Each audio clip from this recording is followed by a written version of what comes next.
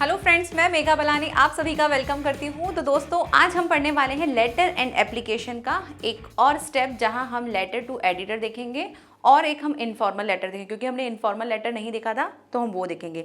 और इसको आगे बढ़ाने से पहले जो बच्चों के कुछ क्वेश्चंस हैं उनको आंसर्स कर देते हैं कि भाई आपकी जो बुक है वो ज़रूर करेंगे, लेकिन उससे पहले हम जितना भी ग्रामर पोर्शन है जो सबसे ज़्यादा मार्क्स वाला होता है हम उसको पहले कंप्लीट करके फिर हम हमारे आगे की बुक के कॉन्सेप्ट पे आगे चलते जाएंगे। तो जैसे आपने कहा रीऑर्डरिंग, ट्रांसफॉर्मेशंस, ये सारी चीज़ें मैं करवाने वाली हूँ। सभी चीज़ें होंगी, सब्र रखिए, टाइम से सारी चीज़ें मैं करवाती जाऊँगी, ठीक है। तो आज जो हम लेटर और एप्लीकेशन में जो सेकेंड पार्ट करने वाले हैं और जो बहुत ज़्यादा इंपॉर्टेंट है वो है लेटर टू एडिटर, ठीक है। तो फॉर्मल लेटर होता है वो भी, उसका जो हम देखते हैं पार्ट, वो भी जैसा हमने इससे पहले जो समझा था कि किस तरह से एक लेटर में कौन कौन से पार्ट होते हैं, कैसे आपको एक लेटर को लिखना है, सेम लेटर टू एडिटर में भी वैसा ही होता है। सिर्फ इनफॉर्मल लेटर जो होते हैं उसमें थोड़ा सा चेंजेस होता है, वो भी हम देखेंगे कि किस तरह से क्या चेंजेस करने हैं। तो फॉर्मल लेटर और इनफॉर्मल लेटर दोनों को समझेंगे। पहले समझ लेते हैं फॉर्मल लेटर। इससे पहले हमने फॉर्मल लेटर देख लिया था कि कैसे कैसे हम फॉर्मल लेटर को लिखते हैं। अब समझते हैं कि लेटर टू एडिटर क्या होता है, क्योंकि लेटर टू एडिटर आपके एग्जाम में बहुत ज़्यादा पूछा जाता है। यही लेटर मोस्टली आता है, या एप्लीकेशन आ जाती है, या फिर इनफॉर्मल लेटर भी आ जाता है। लेकिन लेटर टू एडिटर बहुत ज़्यादा स्कोरिंग है, वो आ सकता है, बहुत ज़्यादा चांसेस हैं। तो होता क्या है पहले उसको समझ लेते हैं। तो लेटर टू एडिटर होता है किसी भी एडिटर को, एडिटर यानी कि जो न्यूज़पेपर है उसमें एडिट करने वाले के लिए हम कुछ चीज़ें ऐड करवाना चाहते हैं। न्यूज़पेपर के किसी कॉलम में क्या ऐड करवाना चाहते हैं भाई, हमारी जो नॉर्मल समस्याएं हैं, जो आसपास की हमारी समस्याएं, उसको ऐड करने के लिए हम क्या लिखते हैं, लेटर टू एडिटर लिखते हैं। अब समस्याएं क्या, जैसे आपके आसपास क्या क्या समस्या हो सकती है। आप खुद सोचिए कि मेरे पास अगर आप घर पे हैं और आपको क्या लगता है कि आपकी सोसाइटी में, आपके आसपास किस किस चीज़ों की समस्या है। जैसे मान लो आपने कहा कि हमारे यहाँ पे पार्क जो है वो अच्छे से मेंटेन नहीं है, तो वो एक समस्या हो गई। रोड हैं वो टूटे फूटे हैं, वो एक समस्या हो गई। रोड पर लाइट्स नहीं है, वो एक समस्या हो गई। पानी प्रॉपर नहीं आता है, ये एक समस्या हो सकती है। आसपास में जैसे आपने कह दिया कि 2 किलोमीटर के अंदर हमारे यहाँ पे बस की सुविधा नहीं है, या ऑटोज़ नहीं है, या ऑटो स्टैंड नहीं है। जो भी आपको नॉर्मल सोसाइटी में जो आसपास की जो समस्याएं होती हैं, वो सारी समस्याएं हम लेटर टू एडिटर में लिखते हैं, जहां पर हम न्यूज़पेपर में कॉलम डालकर वहां पर ये चीज़ें बताना चाहते हैं। जो न्यूज़पेपर का जो एडिटर है उनको भेजते हैं कि भाई हमारी ये समस्याएं हैं, ठीक है। तो क्या होता है लेटर टू एडिटर, ये देख लिया। अब देखेंगे उसके बाद ये फॉर्मल लेटर में आता है, तो उसका स्ट्रक्चर भी जैसे हमने फॉर्मल लेटर में फॉर्मेट देखा था वैसा ही फॉर्मेट होगा। इनफॉर्मल लेटर क्या होता है, जिन्हें हम रिलेटिव्स, जो हमारे रिलेटिव्स हैं, जो सगे संबंधी हैं, उनको जब हम लिखते हैं तो वो होता है इनफॉर्मल लेटर। उसका भी देखेंगे फॉर्मेट कैसा होता है, थोड़ा सा डिफरेंस होता है फॉर्मल लेटर से, तो देख लेंगे कि किस तरह से क्या चीज़ें होती हैं। शुरू करते हैं। पहली चीज़ लेटर टू एडिटर, तो हमारे पास एक क्वेश्चन होगा, उस क्वेश्चन के अकॉर्डिंग हम वहाँ से हाईलाइट्स करेंगे। तो उससे पहले हम पार्ट देख लेते हैं जो हम पहले पढ़ चुके थे, एक बार फिर रिवाइज कर लेते हैं। क्या क्या दे रखा है पार्ट्स ऑफ लेटर में, ये भी फॉर्मल लेटर है, लेटर टू एडिटर है। क्या क्या होता है, वही सारी चीज़ें हैं। हेडिंग होगी जिसमें आप एड्रेस एंड डेट रखेंगे। रिसीवर्स एड्रेस होगा, subject, salutation, body of the letter, closing line होगी, your sincerely, faithfully, obediently. Obediently तो एप्लीकेशंस में आता है, सिंसियरली, फेथफुली लेते हैं। सेंडर्स नेम, सेंडर का नेम लिखा जाता है। क्लियर। अब इसको शुरू करते हैं कि किस तरह से बनाना है। तो हेडिंग में क्या आता है, हेडिंग में सबसे पहले आता है जो भी भेजने वाला है उसका एड्रेस, ठीक है।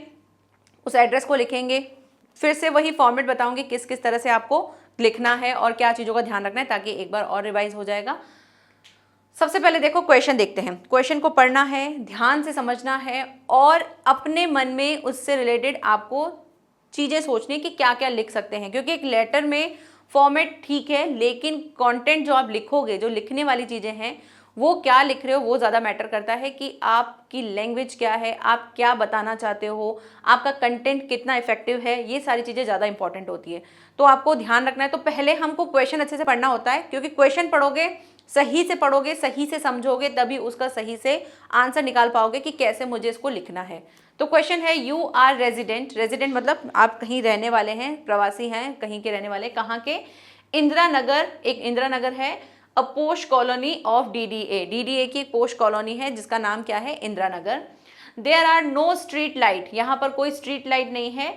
On the main road leading of this colony, इस कॉलोनी के जो मेन रोड है वहां पर कोई भी स्ट्रीट लाइट नहीं है, ठीक है। तो प्रॉब्लम आ गई, ये प्रॉब्लम है। अगर एग्जाम में क्वेश्चन आएगा तो आपको करना क्या है, सबसे पहले आपको क्वेश्चन पढ़ते पढ़ते चीज़ों को हाईलाइट करना है। पेंसिल है या पेन है, जो भी है, आप उससे हाईलाइट कर लेना, ताकि आप जब लिखो तो जो आपने अपने हाथ से हाईलाइट की हुई है चीज़ें वो आपको याद रहेंगी जब लेटर लिखेंगे। क्योंकि कई बार ऐसा होता है हम लेटर लिखते समय एड्रेस कुछ और लिख देंगे, जो लिखा हुआ है उस पर ध्यान नहीं देते हैं, अपने मन से कुछ लिख देते हैं। तो ध्यान रखना कि भाई क्या क्या दे रखा है। तो यहाँ पे दे रखा है हमको सेंडर का एड्रेस, वो क्या दे रखा है, इंदिरा नगर। ठीक है, इंदिरा नगर एक कॉलोनी है। कौन सी कॉलोनी है, पोर्श कॉलोनी है। पोर्श कॉलोनी मतलब कि बहुत अच्छी वाली कॉलोनी है, जहाँ पे कई आबादी के लोग, काफ़ी लोग रहते हैं। प्रॉब्लम क्या दे रखी है, प्रॉब्लम दी है कि भाई यहाँ पे कोई स्ट्रीट लाइट नहीं है, उसके पर्पज से आपको लिखना है। ठीक है, the road gets so dark after 7 in the evening that the possibility of some major accident cannot be ruled out। मतलब वहाँ पे इतना ज़्यादा डार्कनेस हो जाती है, बहुत ज़्यादा अंधेरा हो जाता है कि कितने बाद 7 बजे के बाद इतना अंधेरा हो जाता है कि वहाँ पे कोई भी एक्सीडेंट होने के चांसेस बहुत ज़्यादा होते हैं। तो देखो ये वाली जो चीज़ है ना, ये आपके लेटर में जब आप लेटर लिखोगे तो वहाँ पर आप ऐड कर सकते हो। तो कितनी लाइन हो गई, ऑलमोस्ट 2 लाइनें हो गई। 2 लाइनें आपको ऐड करने के लिए मिल जाएंगी कि क्या चीज़ें हैं। ये क्या है, ये हमारा सब्जेक्ट है। अब इस सब्जेक्ट में को हमको थोड़ा छोटा करना पड़ेगा क्योंकि ये बहुत बड़ा सब्जेक्ट है। हम इसमें से थोड़ा सा छोटा सा लेंगे, वो देखेंगे कैसे लेना है। तो एक सब्जेक्ट लेना है यहाँ से, तो सब्जेक्ट मिल गया, सेंडर एड्रेस मिल गया, ये कुछ बीच का कंटेंट है जो वो मिल गया हमको, ये भी हम ऐड कर देंगे। अब यहाँ पे लेटर लिखना है आपको, किसको, write a letter to the editor of daily drawing attention of the authorities of this serious problem. इस सीरियस प्रॉब्लम के लिए आपको जो अथॉरिटीज़ हैं, जो वहाँ के अधिकारी हैं, वहाँ के लोगों को आपको इनकी ओर ध्यान आकर्षित करवाना है, अटेंशन देना है कि भाई प्लीज़ हमारी ये समस्या है, आप इस पर कुछ काम करिए।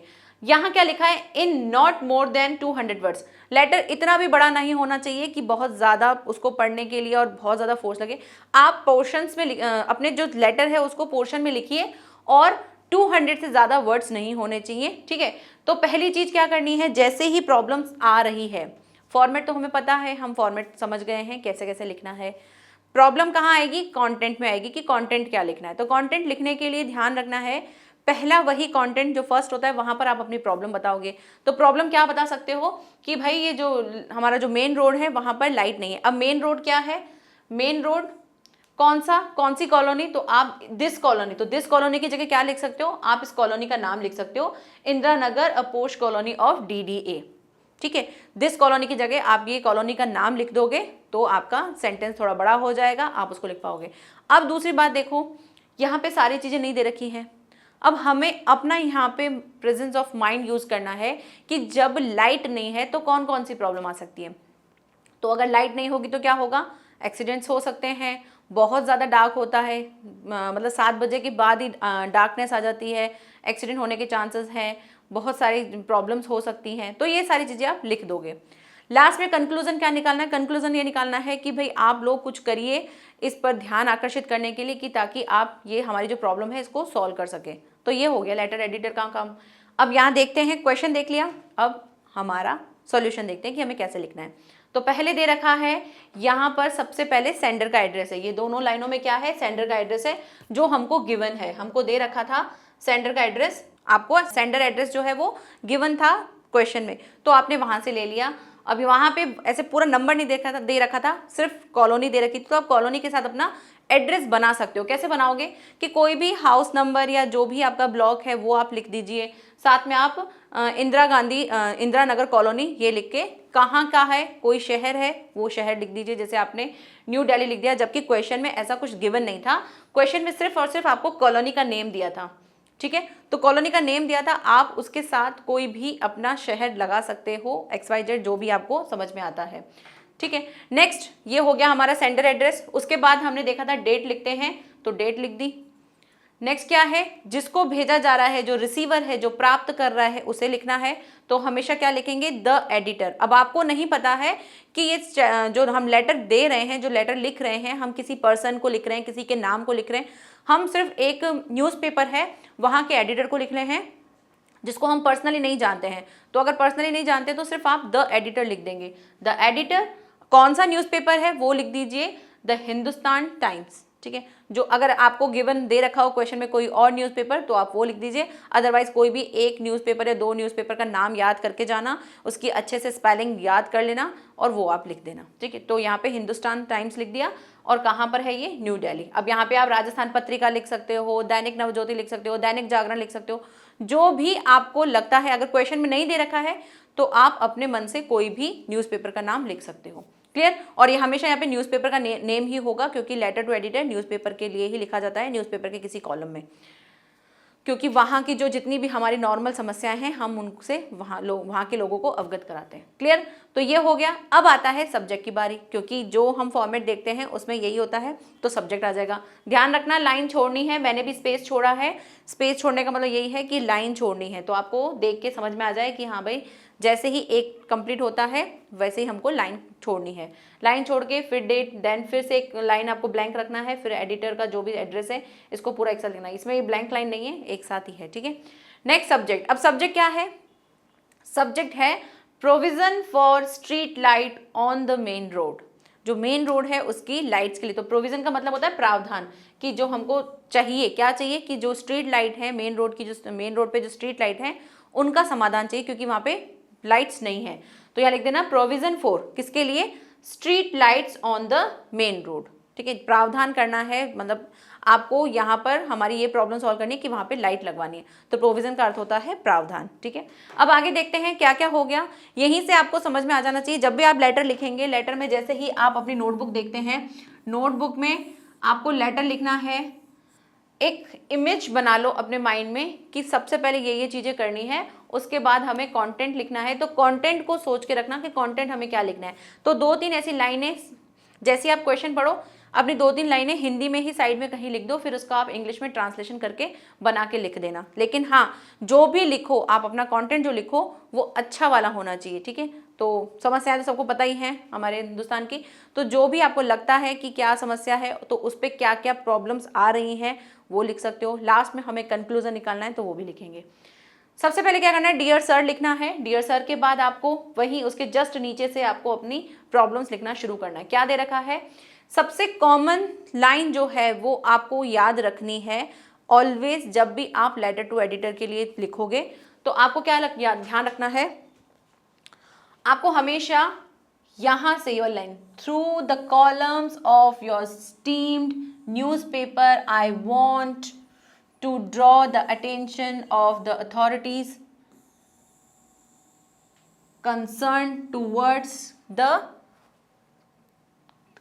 concerned towards तक लिख देना, ठीक है।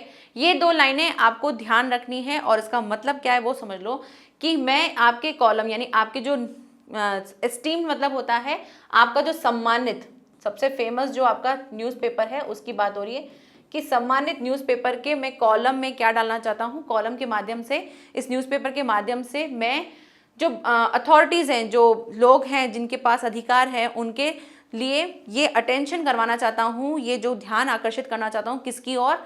अब अपनी प्रॉब्लम लिख दो, provision of street light on the main road leading to Indira Gandhi Nagar, ठीक है। तो इस तरह से आपको क्या ध्यान रखना है, ये दो लाइन जो है, ये दो लाइन ये आपको याद रख लेनी है, याद रख लेना, बिल्कुल रट लेना इसको, ताकि आप जब भी लेटर टू एडिटर जब भी लिखेंगे तो ये दो लाइनें आपको बहुत काम आएंगी कि जो भी आप चीज़ कह रहे हो दोनों में किसी का भी कोई मीनिंग, किसी लेटर के साथ मीनिंग चेंज नहीं होगा। आप जैसे कोई भी प्रॉब्लम है, पाक की प्रॉब्लम है, तो पाक की प्रॉब्लम के लिए भी आपको क्या करना है, through the column of your stream newspaper, stream newspaper मतलब सम्मानित न्यूज़पेपर जो है, उनके आपके माध्यम के द्वारा मैं क्या करना चाहता हूँ, मेरी ये प्रॉब्लम जो है, जो अथॉरिटीज़ हैं, जो अधिकारी हैं, उनका जो है ध्यान आकर्षित करना चाहता हूँ अपनी प्रॉब्लम के लिए। फिर प्रॉब्लम बाद में लिखना है। तो दो तीन लाइनें तो इसी में हो जाएंगी, दो लाइनें ये याद कर लेना बिल्कुल अच्छे से, चाहो तो कहीं नोटबुक में लिख लो, अभी लिख के इसको साइड में रख दो, और जब भी टाइम मिले इसको बहुत अच्छे से लिख के इसको याद कर लेना, ठीक है। और प्रॉब्लम जो होगी वो नेक्स्ट प्रॉब्लम आप समझ ही जाओगे कि नेक्स्ट लाइन में आपको प्रॉब्लम लिखनी है। दो लाइनें हो गई, इनको अच्छे से लर्न कर लेना। अब आगे क्या करना है, द प्रोविजन ऑफ, किसका प्रोविजन भाई, स्ट्रीट लाइट किसकी, मेन रोड की, कहाँ की, कौन सी कॉलोनी की, उस कॉलोनी का नाम लिख दो, main road leading to Indira Nagar, ठीक है। आगे दे रखा है आई लाइक टू, अब आगे क्या बताया जा रहा है, I like to apprise that Indira Nagar is a posh colony of DDA। अब यहाँ पे वो क्या कह रहे हैं कि मैं बताना चाहता हूँ कि जो इंदिरा गांधी जो कॉलोनी है वो कौन सी है, बहुत ही पोश कॉलोनी है DDA की। तो ये भी आपने लिख दिया, ये भी आपको क्वेश्चन में गिवन था। सिर्फ क्या किया, हमने कुछ वर्ड्स ले लिए, I like to, I would like to, इस तरह से आप कुछ कुछ ये वर्ड्स जो हैं ये भी ध्यान रख सकते हो। तो ये वाला आई लाइक टू अप्रेस कि मैं आपका जो है आपको बताना चाहूँगा कि इंदिरा गांधी जो नगर कॉलोनी है वो बहुत ही पोश कॉलोनी है। ठीक है, अब आगे क्या करते हैं। अब आपने ये सोचा कि ठीक है, लेटर टू एडिटर में हमको ये पता चल गया प्रॉब्लम क्या है, कहाँ की है, ये लिख दिया। नेक्स्ट क्या है, अब नेक्स्ट ये है कि प्रॉब्लम क्या है, उस प्रॉब्लम को आपको इंक्रीज करके बताना है कि कौन कौन सी प्रॉब्लम है। तो पहली चीज़ तो ये लिख दी। अब आपको ये भी बताना है कि वहाँ के लोग जो, अब इसमें ऐड क्या क्या कर सकते हो, ऐड ये कर सकते हो कि वहाँ पे इतने सारे फ्लैट्स हैं या इतने लोग रहते हैं, तो यहाँ पे यही चीज़ ऐड की गई है, इनहैबिटेड। इनहैबिटेड मतलब कि वहाँ के निवासी जो हैं वो मोर देन कितने हैं, 3500 फ्लैट्स जो हैं वो बोथ साइड, रोड के दोनों साइड पर फ्लैट्स हैं, और वो कितने हैं, अराउंड 3500 फ्लैट से भी ज़्यादा हैं। तो ये चीज़ दिख रही है कि भाई बहुत ज़्यादा लोग हैं और वहाँ पे स्ट्रीट लाइट नहीं है मेन रोड पे, तो ये समस्या है। ये हो गई फर्स्ट कॉलम में हमारी समस्या। अब इस समस्या को और डिटेल में बताना है कि भाई आगे क्या होता है। भाई समस्या तो हो गई, अब क्वेश्चन में आपने एक चीज़ और देखी थी कि 7 के बाद इतना ज़्यादा डार्कनेस हो जाता है, तो उसी को पकड़ के ले चलते हैं और नेक्स्ट वाले कॉलम में हम पहुँचते हैं। आगे क्या है, during these days of winter, अभी विंटर चल रहा है, और विंटर में वैसे भी देखा जाए तो अंधेरा हो जाता है। अभी जैसे 5-6 बजे के बाद कितना ठंडा ठंडा सा माहौल हो जाता है, पूरा डार्कनेस हो जाती है, जबकि पहले 6 बजे तक तो धूप ही रहती थी। तो अब विंटर आना स्टार्ट हो गई है, तो यहाँ भी यही कहा जा रहा है कि during these days of winters के लिए क्या है, आफ्टर 7 बजे के बाद there is a pitch dark मतलब कि बहुत ज़्यादा अंधेरा हो जाता है, जिसको बहुत गहरा काला अंधेरा हो जाता है, उस तरह से कह सकते हो। तो पिच डार्क मतलब बहुत गहरा अंधेरा हो जाता है। There is every possibility to, यहाँ पर पॉसिबिलिटी है किस चीज़ की, incidence of some major accident because of the heavy traffic passes over this road round the clock. अब यहाँ पे कह रहे हैं कि जो इतनी ज़्यादा पॉसिबिलिटी है यहाँ पे एक्सीडेंट होने की, क्यों, क्योंकि ट्रैफिक बहुत ज़्यादा है, और ट्रैफिक होने का क्योंकि रोड मेन रोड है, तो मेन रोड पे ट्रैफिक तो होगा ही, तो ट्रैफिक है और लाइट्स नहीं है, तो उससे क्या हो सकता है, एक्सीडेंट होने की बहुत ज़्यादा चांसेस हैं। राउंड द क्लॉक, ये एक नई चीज़ दिख रही है, तो आप इस तरह से कुछ कुछ चीज़ों को ध्यान रखो। अब जैसे राउंड द क्लॉक का मतलब क्या होता है, दिन रात या रात दिन, कि पूरा टाइम क्या होता है, वहाँ से रोड जो है वो बहुत ज़्यादा व्हीकल्स बहुत आते हैं, वहाँ से बहुत ज़्यादा ट्रैफिक रहता है, तो इस वजह से क्या है, अंधेरा रहता है और एक्सीडेंट होने के चांसेस बहुत ज़्यादा हैं। तो देखा जाए तो हमने कोई बड़ी बड़ी लैंग्वेज नहीं लिखी है, बहुत ही ज़्यादा सिंपल वर्ड्स लिखे हैं। सिर्फ करना क्या है, आपको ये 2 लाइन्स अच्छे से लर्न करनी है। ये कुछ वर्ड्स जो हैं ये याद रख लेना, आई लाइक टू अप्रेज या I would like to attention, इस तरह के जो वर्ड्स हैं, आप इनको याद रख लीजिएगा, जिनको आप अपने लेटर में ऐड कर करके अपने कंटेंट को आगे बढ़ा सकते हो। ठीक है, तो ये हो गया। पहले में आपने प्रॉब्लम बताई, दूसरे में आपने उस प्रॉब्लम को और ज़्यादा डीप में बताने की कोशिश की, भाई ये चीज़ें हो रही हैं। आगे देखिए, आगे क्या करना है, अभी और चीज़ें लिख सकते हो आप, इसमें और ऐड कर सकते हो, क्योंकि लेटर टू एडिटर में 200 वर्ड्स हैं, तो आपको देखना है कि आप कितना और अच्छा उससे इंप्रेसिव बना सकते हो। नेक्स्ट क्या दे रखा है, डार्कनेस में lead to any kind of mishappening. अब डार्कनेस होगी तो उससे क्या हो सकता है, कोई भी मिस हैपनिंग यानी कोई भी दुर्घटना हो सकती है। The residents pay house tax to the municipality regularly but facility of street lights are denied to the residents. भाई जो रेजिडेंट हैं, अब रेजिडेंट के बारे में भी आपको बताना है, हम जहाँ भी रहते हैं तो वहाँ पे मेंटेनेंस देते हैं, मेंटेनेंस देने के बाद भी अगर आपको सुविधा नहीं मिलती है तो आप तो कंप्लेन करेंगे। तो यही चीज़ वो कह रहे हैं कि भाई हम म्यूनिसिपल टैक्स जो है पे करते हैं, उसके बाद भी वो क्या कर रहे हैं, हमारी जो सुविधाएं उनको डिनाइड कर रहे हैं। डिनाइड मतलब मना कर रहे हैं, नहीं कर रहे हैं उसके लिए। आगे है, the matter has been taken up with the authorities again and again. हम ये मैटर जो है वो लेकर गए हैं कितनी बार अथॉरिटीज़ के पास, बहुत बार, again and again. But problem still persist in the same way, लेकिन प्रॉब्लम क्या है, अभी भी वहीं की वहीं है, उसके लिए कोई भी सुधार नहीं हुआ है। क्योंकि आप जो समस्या कह रहे हो वो समस्या आपको अच्छे से बतानी है। ऐसा तो है नहीं कि आप पहली बार कर रहे हो, आप बहुत ज़्यादा बार हो गई है प्रॉब्लम, लेकिन नहीं हो पा रहा है। अब जाके आप लेटर टू एडिटर कर रहे हो, एडिटर को लेटर लिख रहे हैं, ताकि ये समस्या जो है वो सामने आए, सबके सामने आए और इसका समाधान हो। ठीक। ठीक है, तो ये चीज़ हो गई। पहले में प्रॉब्लम हुई, दूसरे में हमने प्रॉब्लम को बहुत अच्छे से डिटेल में बता दिया।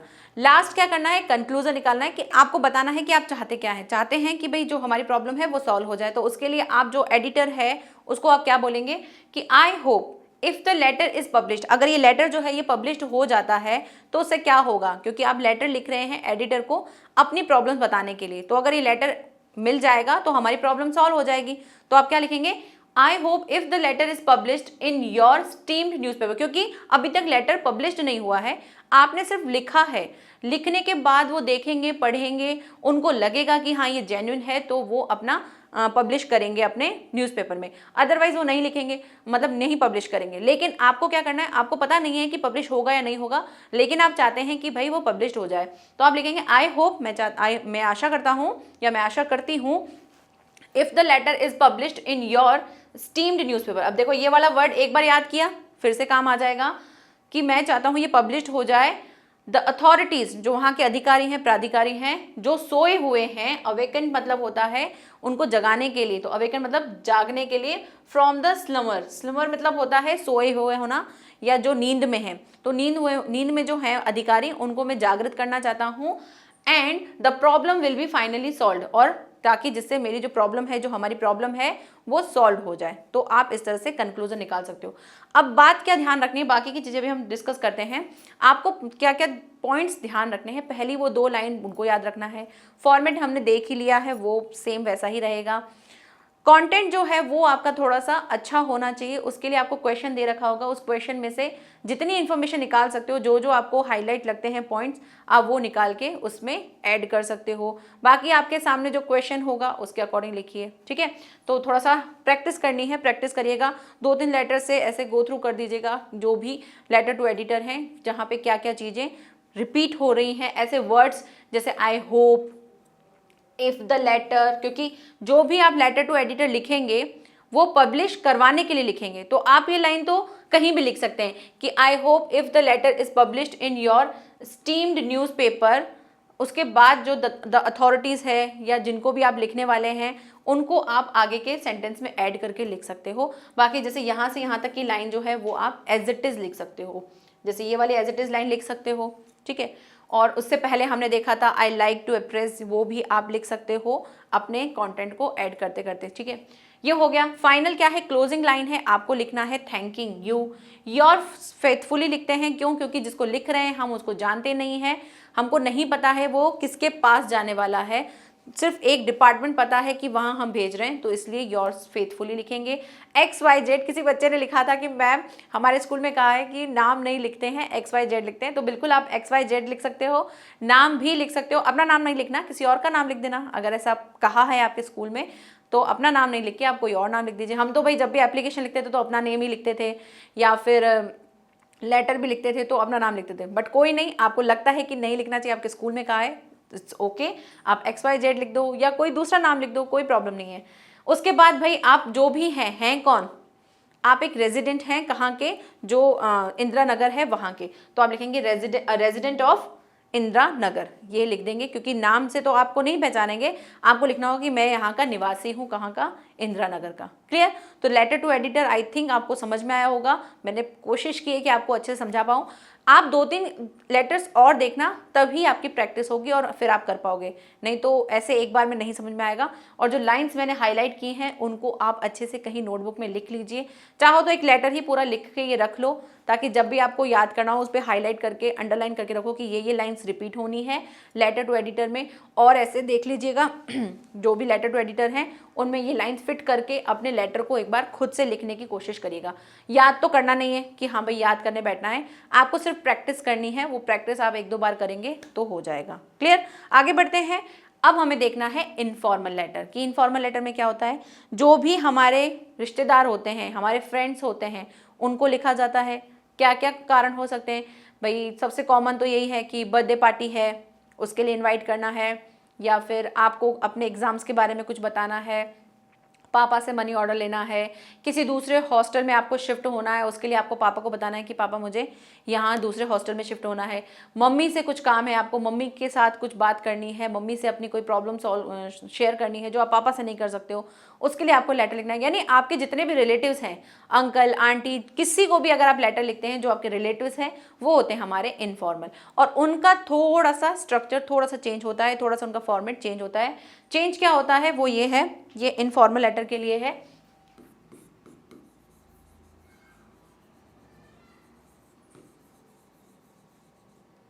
ठीक है, क्या क्या दे रखा है, सबसे पहले सेंडर एड्रेस दे रखा है, वो तो लिखना ही है, पहली चीज थी सेंडर एड्रेस, वो हमें लिखना है। डेट लिखनी है उसके बाद, ठीक है। नेक्स्ट आ जाता है सैल्यूटेशन। सैल्यूटेशन यानी जिसको आप लिखने वाले हैं वो आ जाएगा। यानी यहाँ से क्या चीज कम हो गई, यहाँ से दो चीजें कम हो गई। एक तो हो गया हमारा सब्जेक्ट कम, और सब्जेक्ट से भी पहले क्या कम हो गया, रिसीवर एड्रेस। रिसीवर एड्रेस जो है वो हट गया है। क्यों? क्योंकि हम इनकी इनफॉर्मल लेटर में हम ये चीजें नहीं लिखते हैं, हम सीधा जो भी भेज रहा है वो, उसके बाद डेट, और सीधा जिसको भेजा जा रहा है सैल्यूटेशन लिखने के लिए सैल्यूटेशन यूज करते हैं। तो डियर फादर, डियर पापा, डियर जो भी आप अपने पापा को बोलते हो आप वो लिख दीजिए। डियर फादर लिख सकते हो, डियर पापा लिख सकते हो, डियर मॉम लिख सकते हो, ममा लिख सकते हो, मदर लिख सकते हो, जो भी आप अपनी मम्मी को बोलते हो मम्मी भी लिख सकते हो। ठीक है, तो सैल्यूटेशन में आपको ये लिखना है, अंकल आंटी जो भी आप लिखना चाहते हो, जिनको भी लिख रहे हो। नेक्स्ट है बॉडी ऑफ द लेटर, वो भी सेम है, वो भी सेम है। आपको तीन पैरा में लिखना है। फर्स्ट पैरा में आपको अपनी प्रॉब्लम जो भी बात है वो लिखनी है, सेकंड में उसको डिटेल में लिखना है, थर्ड में आपको कंक्लूजन निकालना है। नेक्स्ट आता है क्लोजिंग लाइन। क्लोजिंग लाइन में आपको क्या लिखना है, क्लोजिंग लाइन में जैसे हम पहले थैंकिंग यू लिखते थे, अब यहाँ पे आप क्या लिख सकते हो, लॉट्स ऑफ लव लिख सकते हो, रिगार्ड्स लिख सकते हो, या फिर काइंडली रिगार्ड्स, इस तरह से कोई भी आप जो क्लोजिंग लाइन है वो आप लिख सकते हो। लॉट्स ऑफ लव लिख सकते हो, रिगार्ड्स लिखते हैं, ये सारी चीज़ें आप लिख सकते हो। ठीक है, नेक्स्ट है योर लविंगली एंड ट्रूली। अब यहाँ पे फेथफुली, सिंसियरली ये चीज़ें नहीं आती हैं, यहाँ आप लविंगली यानी आपका प्यारा, आपका आदरणीय, आपका प्यारा, आपका सच्चा, ये सारे साथ ही लिख सकते हो। जैसे ट्रूली आप अपने फ्रेंड्स के साथ लिख सकते हो, लविंग आप अपने मम्मी पापा के साथ लिख सकते हो, अंकल आंटी के साथ लिख सकते हो। तो ये चीज़ें आपको ध्यान रखनी है। नेक्स्ट सेंडर नेम, जो भी सेंडर है जो भेज रहा है उसका नाम आ जाएगा, दैट्स इट। अब यहाँ पे क्या मिसिंग है, यहाँ पे रिसीवर एड्रेस और सब्जेक्ट वो नहीं आएगा, बाकी सारी चीज़ें सेम है। तो डेट के बाद सिर्फ सैल्यूटेशन आ जाएगा डायरेक्ट, बाकी सब कुछ एक जैसा है, सेम वही चीज़ें हैं। ध्यान से देखते हैं कैसे। क्वेश्चन पढ़ते हैं उसके बाद ध्यान देंगे। Write a letter to your father explaining him the reason of your not securing good marks in English paper. आपको अपने पापा को एक्सप्लेन करना है, बताना है क्या, कि भाई रीजन बताना है, कारण कि आपने क्यों नहीं सिक्योरिंग की है गुड मार्क्स की। सिक्योरिंग मतलब है प्राप्त करना या अच्छे मार्क्स नहीं आना। क्यों नहीं प्राप्त किए हैं आपने अच्छे मार्क्स, क्यों नहीं है, उसका आपको रीजन देना है अपने पापा को। मतलब रिजल्ट आ चुका है और आप में आपके जो इंग्लिश के पेपर हैं उसमें मार्क्स कम आए। अब वो हमारे साथ नहीं होना चाहिए, हम इंग्लिश की बहुत अच्छी तैयारी करेंगे ताकि हमें हमारे पापा को ये लेटर लिखना ना पड़े या बताना ना पड़े कि भाई हमारे मार्क्स क्यों अच्छे नहीं आए।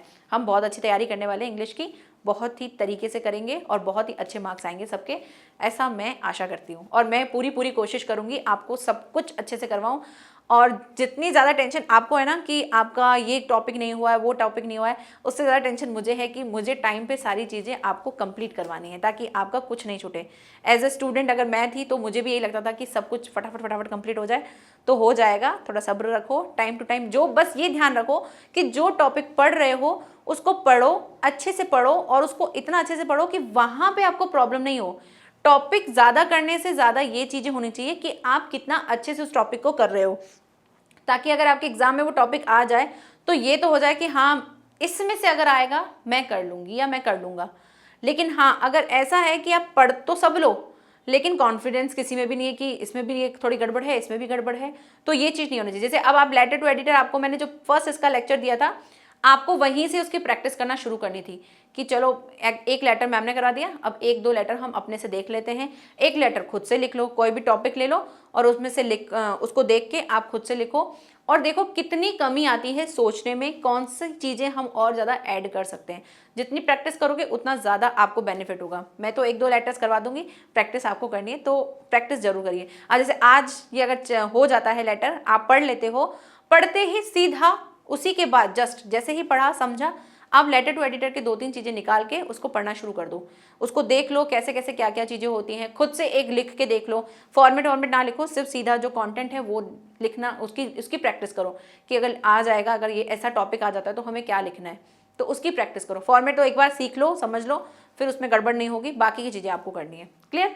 तो यहाँ पे आपको इंग्लिश में अच्छे मार्क्स नहीं है वो बताना है। तो पहली चीज़ प्रॉब्लम बतानी है कि भाई क्यों नहीं आए हैं, क्योंकि इंग्लिश आपका वीक सब्जेक्ट है। अब इंग्लिश में भी आप क्या डाल सकते हो, अपनी प्रॉब्लम्स डाल सकते हो कि प्रॉपर क्लास नहीं मिली मुझे, या मैं उस टाइम पे बीमार हो गया था, आप ये रीज़न दे सकते हो। या ये कह सकते हो कि अब जैसे यहाँ पे करें कि इंग्लिश पेपर भाई क्यों नहीं अच्छे आए, तो उसके लिए आप एक तो ये दे दिया कि मैं बीमार था, उस पेपर के टाइम पे मैं बीमार था इसलिए नहीं दे पाए। या दूसरी चीज़ आप कह सकते हो कि मेरा ग्रामर अच्छा नहीं है, जैसे मैंने यहाँ पे लिया है कि ग्रामर अच्छा नहीं है, ग्रामर नहीं अच्छा होने की वजह से मेरे मार्क्स जो हैं वो कम आते हैं। तो अब यहाँ पे इंग्लिश का ही पेपर क्यों कम सही नहीं हुआ है, उसका रीज़न आप अलग अलग तरीके से दे सकते हो। हम यहाँ पे देखते हैं कैसे कि सुभाष है वो हॉस्टल में रहते हैं, तो बच्चा अपने पापा को लेटर लिख रहा है, तो वो कहीं बाहर ही पढ़ता होगा, तो हमने यहाँ पे नहीं दे रखा है सेंडर एड्रेस, हमको अपने मन से बना के लिखना है, लिख दिया। डेट आपको इस तरह से लिखनी है। मार्च मैंने कंप्लीट लिख लिया, छोटा था तो मैंने मार्च को कंप्लीट लिखा, इसलिए डॉट नहीं लगाया है।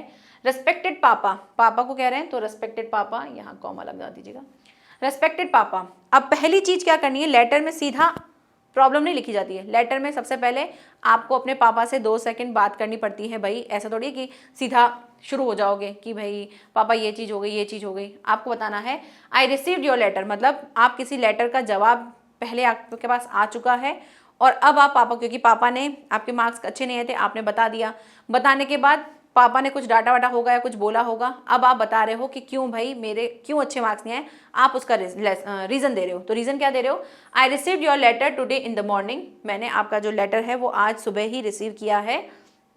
You have asked me the reason of my securing poor mark in English paper, आप मुझसे रीज़न पूछ रहे थे कि मैंने इतने कम अंक क्यों प्राप्त किए हैं इंग्लिश में, पुअर मार्क्स मतलब कि कम मार्क्स क्यों प्राप्त किए मैंने।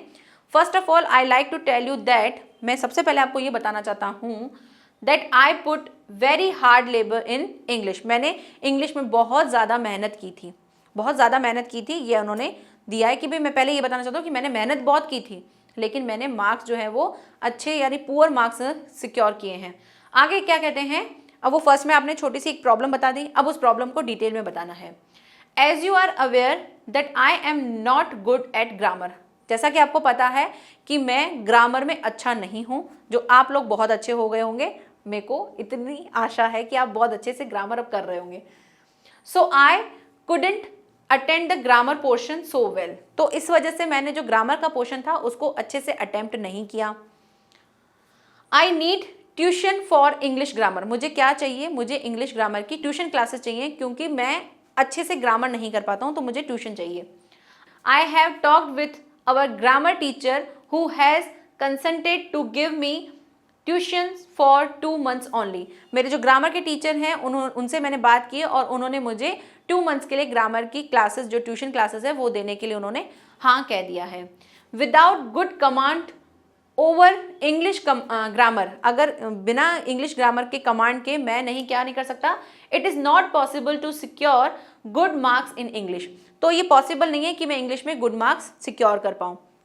बिल्कुल बराबर बात है कि अगर आप इंग्लिश ग्रामर अच्छे से नहीं कर पाओगे तो आप कुछ भी नहीं कर पाएंगे, मतलब आप जो क्वेश्चन आंसर्स होते हैं, आप भले कितनी ही स्टोरी आपको अच्छे से आती हो, बट आपको सेंटेंस बनाना नहीं आएंगे तो आप आंसर्स कैसे लिखेंगे। ऐसा तो है नहीं कि आप बिल्कुल आंसर लर्न करके जाएंगे, आप वोकैब अपनी अच्छी कर सकते हो, लेकिन जब आप लिखोगे तब आपको आपके ग्रामर रूल्स ही काम आएंगे। तो ग्रामर इसीलिए ही पढ़ाई जाती है ताकि जितना आपका लिटरेचर है आप उसको अच्छे से कर पाओ। लिटरेचर में तो आप स्टोरी पढ़ लेंगे, आपको पता चल जाएगा ये चीज़ें होती हैं, वोकैब थोड़ी सी आपको अच्छी करनी होगी, जो चैप्टर के थ्रू आप अपनी वोकैब अच्छी कर सकते हो, बट लिखना तो आपको ग्रामर के अकॉर्डिंग ही होगा कि सेंटेंस को किस तरह से फ्रेम करके लिखना है। तो ये चीज़ कही है कि ये अब उन्होंने पूरी प्रॉब्लम बता दी और ये बता दिया कि मुझे ये चीज़ों की ज़रूरत है। प्लीज़ अलाउ, अब वो अलाउ करना चाहते हैं कि क्योंकि फीस तो पापा ही देंगे, तो यहाँ पे कहा जा रहा है please allow me to take English tuition so that the problem of English is solve forever. अगर आप मुझे अलाउ कर दें कि मैं इंग्लिश की ट्यूशन ले लूँ तो ये प्रॉब्लम जो है वो हमेशा के लिए दूर हो जाएगी। ग्रामर एक बार सीख लिया हमेशा काम आएगी, आगे कितने बड़े हो जाओगे, कितना भी आगे बढ़ जाओगे, आपको ग्रामर काम आएगी। ऐसा नहीं है कि अभी इस क्लास में 10th में आया तो 11th में काम नहीं आएगी, 9th में आ रही है तो 10th में काम नहीं आएगी, 11th में आ रही है तो 12th में काम नहीं आएगी। काम हर जगह आएगी, इसलिए जितने भी ग्रामर के पोर्शन है, जो भी टॉपिक हैं, वो सारे पढ़ा करो, अच्छे से पढ़ा करो, ताकि काम हर जगह आएगा, ये पक्का है। आपके लिटरेचर में तो बहुत ज़्यादा काम आते हैं, तो ये चीज़ बहुत ज़्यादा ध्यान रखनी है, ठीक है। ये हो गया हमारा लास्ट कंक्लूजन वाली लाइन हो गई, यहाँ से कंक्लूजन हो गया। नेक्स्ट आपको क्लोजिंग लाइन करनी, तो क्लोजिंग लाइन आप कैसे कर सकते हो? कन्वे माई रिगार्ड्स, किस किस को? मॉम एंड ग्रैंड ममा, या फिर आपके जो भाई हैं उनके बारे में लिख सकते हो, यंगर ब्रदर, जो आपका किसी का जो आपसे बहुत ज़्यादा छोटा है उसका आप नाम लिख सकते हो। तो इस तरह से आप अपने लेटर को कंप्लीट करते हो क्लोजिंग लाइन के साथ। लास्ट आपको क्या करना है, आपको सेंडर जो भी एड्रेस है, सेंडर है, उसका नाम लिखना है। उससे पहले योर्स लविंग सन, सन के बारे में बात करें क्योंकि सुभाष जो था वो एक लड़का था, योर लविंग सन, और सन के बाद आपको नाम लिखना है, जो भी नाम लिखना चाहें आप, XYZ लिखना चाहें वो भी लिख सकते हो, ये आपकी चॉइस है, ठीक है।